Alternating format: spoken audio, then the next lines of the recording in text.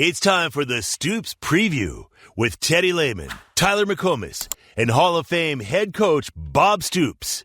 The Stoops Preview is brought to you every week by Stride Bank. With local roots and national reach, Stride Bank is your go-to partner for all your banking needs. Stride Bank, your trusted financial partner since 1913. And now, with the Stoops Preview, here's Teddy Lehman, Tyler McComas, and Bob Stoops. We're about to talk to Coach Stoops about 5 consecutive days of playoff football, which is going to be awesome. But before we get into all that, Coach, we just wanted to check in on Drake and make sure he's okay and out there with everything going on in L.A. Yeah, no, so far everything's been good.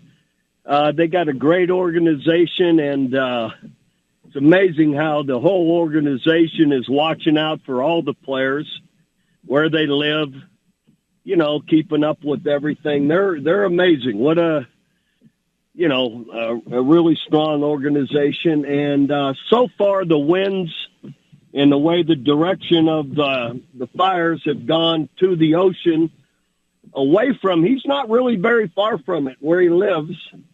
He's over Topanga Canyon Road, which is right in the middle of it, but he's on the other side of the mountain. And he's more inland where it's, a lot more buildings and restaurants, everything. So he isn't, he's not in the forest part, but I'll be honest, I've been out there 3-4 times now since he's been there. And we go into Malibu all the time. And we go right down to Pango Road, right through the Santa Monica Hills. And I've been through that area several times out there to see him. And, again, it's just on the other side of the mountain. So you sort of, you zigzag up the mountain, you get to the top of the mountain, and then you start doing the whole, zigzag back down. And it isn't probably a 25-minute ride to be down in Malibu. So closer than you want. Hopefully hopefully the winds die down for everybody.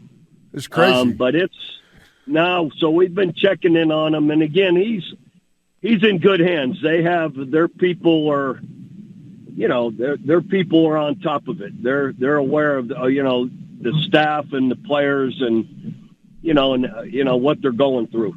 Just great. We were just talking about it a little while ago. All those beautiful homes in Malibu right there on the PCH, they're gone. Gosh. It's just insane. I've been through there through the years so many times and have always just appreciated the beauty and, what those homes must look at. It's gorgeous. It's unbelievable. It's just so sad for everybody, and I just hate it. Anyway, it's terrible. It's just terrible, and I don't know. There's nothing else you could say about it. Yeah, it's just bad.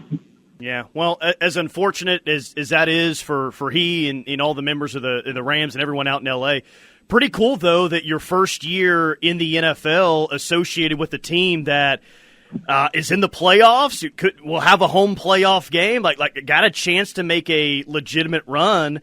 I'm sure that's great time for Drake and his first experience in the NFL.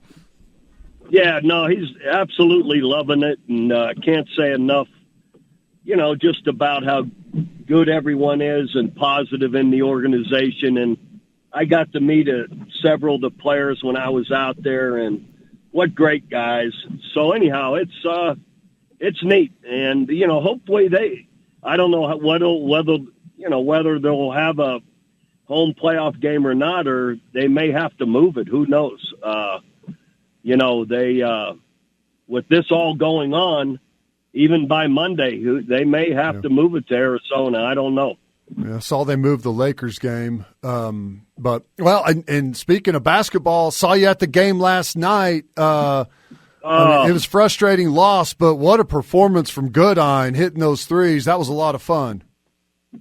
Yeah, and hopefully everybody stays positive. I get it. You got to finish games. It's frustrating to lose. But hey, you're with the top 10 team, and you're in it to the very last second. So we're playing a lot of good basketball. I understand you have to finish with the win. I get it. No one gets it more than me, but everybody needs we had a great crowd. I think we can be better, but everybody there was cheering hard. I was. It was a fun game. Guys played great and just needed to make a few plays down the stretch to make the difference. Hey, we got some good news, some really good news earlier this week. R. Mason Thomas announced that he's coming back this season. I think everyone knows what he did this year and what he could be even more so next year. But what do you think is the next step for R. Mason Thomas and his development as a pass rusher? Well, just like all guys, Teddy can speak to it better than me, that I just believe increasing and developing more maturity, understanding the game, more consistency. Not that he was never inconsistent, but you can never, just being a guy more polished to enter the NFL, which he can be next year. So you can, just improve on all your, all the skills, all your techniques, and just be more prepared, more ready for the next step. To me, that's a big deal. Even more maturity. And I can't say that I know him, well to say that, but all guys mature and, get stronger, better, more developed, more prepared as they get older. And I just never think that can hurt you. Yep. And it's his first year that he played fully healthy the entire time. And hopefully, Coach, offensive improvement, we can play with a lead a little bit, and he can pin his ears back and do what he does best and come around that edge. He didn't have a whole lot of opportunities this year to play with that lead late in the game. So, yeah, I agree. That's a great point. And have an opportunity to put more pressure on quarterbacks, have more sacks. And then, you're picked higher than maybe you would have been this year. And as you know, Teddy, I gave you guys that lecture all the time.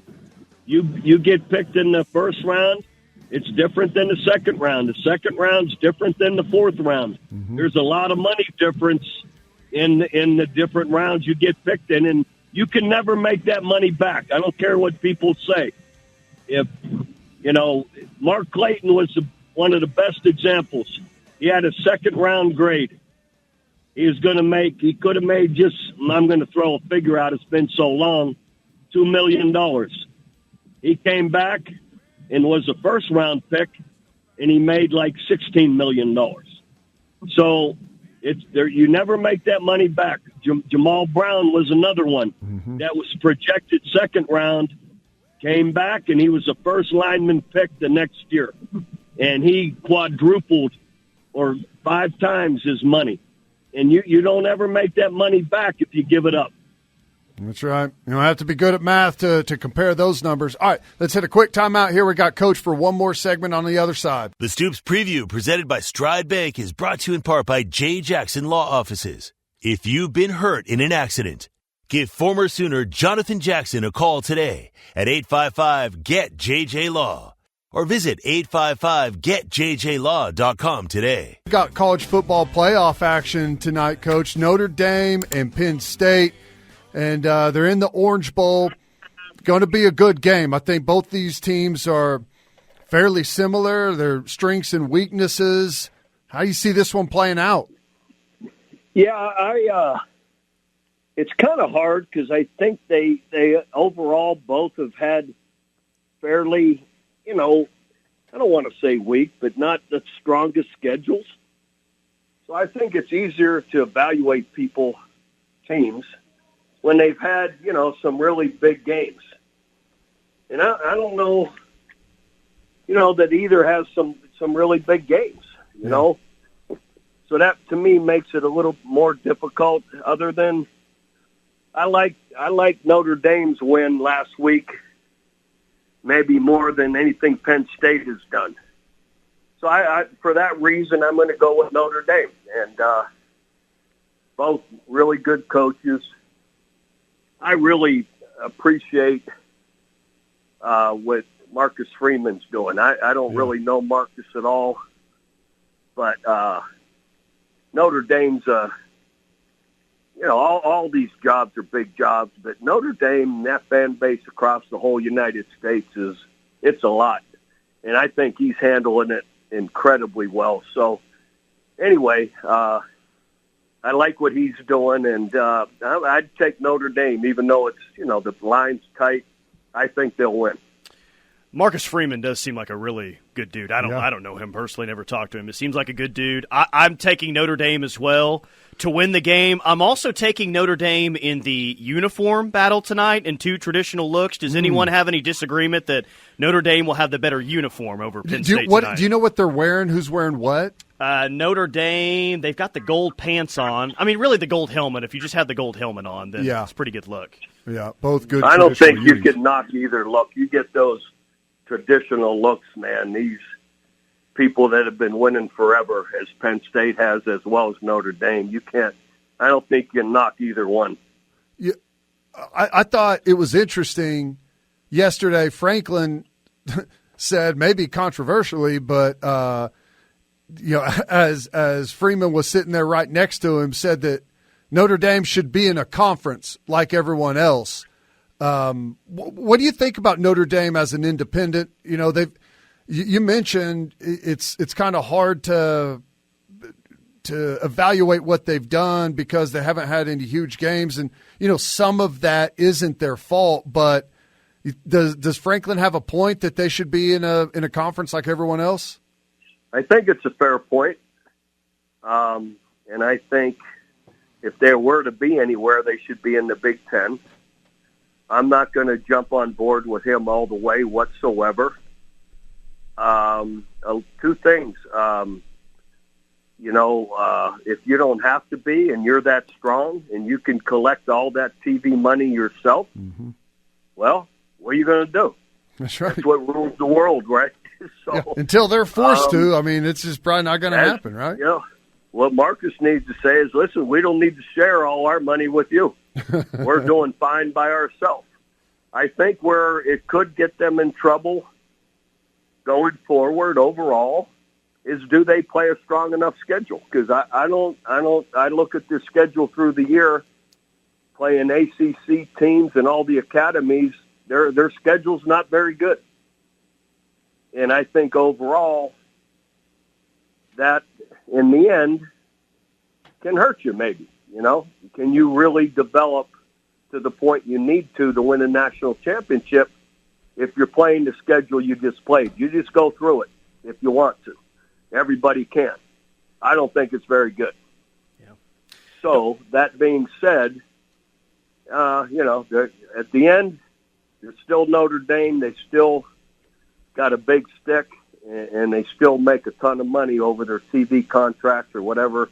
I don't understand all of them or what they're doing now, but they're not hurting for money. So anyhow, I don't know. I don't like their schedule. That to me is the only thing that they need to look at. If you haven't already, go download the Bob Stoops app. Just search Bob Stoops in the App Store. Some really good content there. And I don't know about you two, but I can't help it. I know the stadium looks a lot different, but every time the Orange Bowl is on and they've got like the pregame coverage on right now, I think of January 3rd, 2001. I just do. And, Coach, we've asked you about Josh Heupel that year and about Torrance Marshall and about Rocky Kalmus. I want to ask you about a guy that I don't think I've ever asked you about and is probably Teddy Lehman? Teddy Lehman. 54 that day. What were you guys thinking putting him on offense? Yeah. No, a guy that actually wore the number that Teddy would wear the next year, Ante Jones. The guy was unbelievable. Yeah, Ante had a great game. A guy from Miami. And early in the game, I don't know if the first, second, third play of the game, Teddy, it was the first series. Yeah. He lights a guy up that tries to, I don't know if there's a screen or a short route to our sideline, and he destroys the guy. And he set the tone for our sideline and for our team the whole day, lighting that guy up. I feel like they hit a big pass or something to get over, because it was they were in plus territory right around midfield. I feel like maybe it was around midfield, but he ran a short route and Ante came up and destroyed him. Yep. And Smitty and I had an attitude because Smitty and I, being at Florida, we knew how to deal with Florida State. You can't listen to their stuff. You can never be intimidated by them. They don't like it when you hit them in the mouth because they're not used to it. Because at that time, they didn't lose hardly ever. And they felt like they were the bully. And Smitty and I had talked the whole week about they're not going to bully us. And we're going to make sure our players understand they're not bullying us. And when Ante hit that guy in the first 3 plays, Smitty and I, you could see us, we're both on the field. Arms swinging, just going nuts. And that was Smitty and I's attitude from dealing with Florida State for, those years at Florida. We were going to set a tone.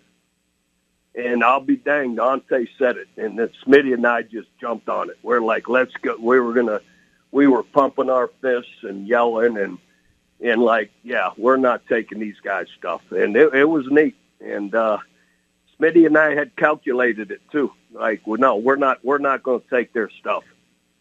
Yeah, and that has to be, and maybe is that the best defensive performance of your career, considering the moment, the opponent, the number one team, the Heisman Trophy winner, number one offense, all of those things? Oh, absolutely. It was a masterpiece to shut their offense out, who they set a record for NCAA scoring. Yep. That year. It was an absolute masterpiece. And, it was incredible. It was an incredible game. And, Mike and Brent put it together and, being co-coordinators, Mike called it. It was unbelievable. And, to hold them to 0 points, their offense, that's, a team that had just won 2 previous, I believe, national championships. Well, I know they won the one before. They beat Michael Vick the year before. Because in the we were talking about it leading up to the game because I think they had won 2 in a row, and they had like 26 seniors back. So they had an incredible team. They were rolling, and because I remember that in the lead up to the game that week, Coach Bowden did an interview, and they were like, well, comparing this year's team to the team that had won the national championship the year before, and he sat there and he's like, well, we were probably better at kicker last year, but everywhere else I think we're just as good or better. And you know how his delivery is just it's the best and super confident, and that's what you're talking about. You can't buy into any of the chatter.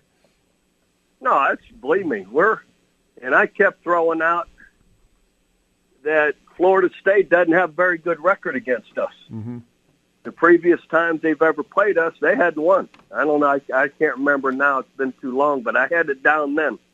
And I kept promoting that we're hard to deal with. We're Oklahoma. I get their Florida State here currently, but they don't have a great history against us. And it was pounded into our mind all week. That's right. Oklahoma plays good in the Orange Bowl. All week. That's right. Yep. We always have. We have a bunch of wins in the Orange Bowl, a great history in it. And that was all I kept trying to do. As everyone tried to keep putting doubt in our mind, I kept telling you guys why we should win. And it sunk in. And truth be told, I believed it. We all believed it. At that point, all the games we had been through, we had a tougher schedule than them. We had beaten more ranked top 10 teams than them. They had lost to a team, Miami, that we hadn't lost to. We hadn't had no losses. They'd beaten more top-ranked teams.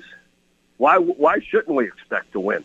Even though the outside world wants to tell us why we shouldn't win. And so that was my job to convince you guys, and I did, fortunately, that we should expect to win, and we're going to win. And we went out, fortunately, and did it. I think one of the funniest things, and I tell people this all the time, because like for me, I'd never been to a bowl game, but, the guys previously went to the Independence Bowl. But it was not a bowl week in the sense that we're there to hang out and have a good time. I'll never forget. I was about to bring this up. We get off the plane and we see there's like the family bus and the staff bus, and they're going one direction. It's like, hang on a second, where are we going? Where the hell are we going? We're going to run is where we're going. We're going. We were going to go stretch our lungs out. That's right. That was now, awesome. Here's the best part. Not only that, so we took you guys straight to a practice field and ran to blow all the whatever out, like junk out or wherever you guys. I probably gave you a little time off, so we're going to go stretch our lungs out, get these guys sweating, and then next day we practiced. But at the end of practice, we had about a 40-play full-on scrimmage, live to the ground, tackling. Everything. I remember. It was like, did I wake up in training camp all over again? It was like 2-a-day scrimmage. Yep.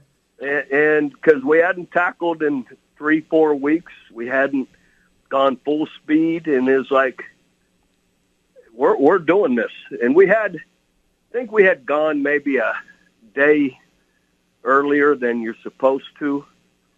So I knew after that scrimmage, we could get into a regular week practice. But I wanted us to hit people, be back at full speed, and at that time, you didn't worry so much about injuries, and we just felt we're going to go after it. We hadn't gone full speed in about a month. Yeah. So it worked, fortunately. We had to get acclimated to that weather quick because we left out of Oklahoma City, and it was a lot like today. We were practicing, and they had the snow plowed up on the side of the practice field. We didn't have an indoor at the time. It was icy the day before the title game here. There was ice everywhere. I had to de-ice the plane before we all flew out. Yeah, it was fun. OU fans would never in their life have heard of Barry University, but I remember Barry University to this day because did you guys always practice there when you played in the Orange Bowl? Couple times we did, yeah. And loved it. They were wonderful people, great facilities. It was awesome. It's a great place. Well, before we get you out of here, got to ask you about this. Speaking of big football games in Florida, there is a big football game in Florida this week because Baker Mayfield's going to be playing in a playoff game once again. And what we talked about earlier this week, Coach, and interested if you would agree with it or not, it's just Baker right now, and now for a while at Tampa, he just looks like Baker again. Confident, just playing free, playing what Baker Mayfield, when he's playing at his best, looks like. Like, what are you seeing from him right now? Yeah, I see the same thing. Baker's an incredibly bright guy. Been in all these different systems.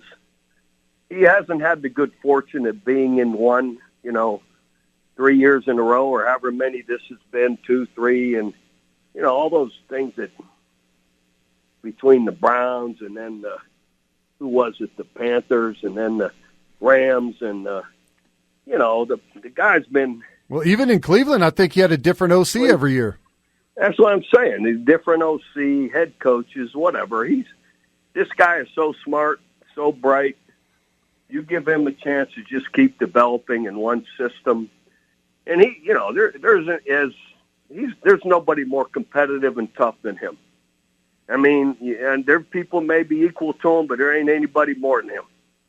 And you give him a chance, you give him some people around him, he's going to play and play well.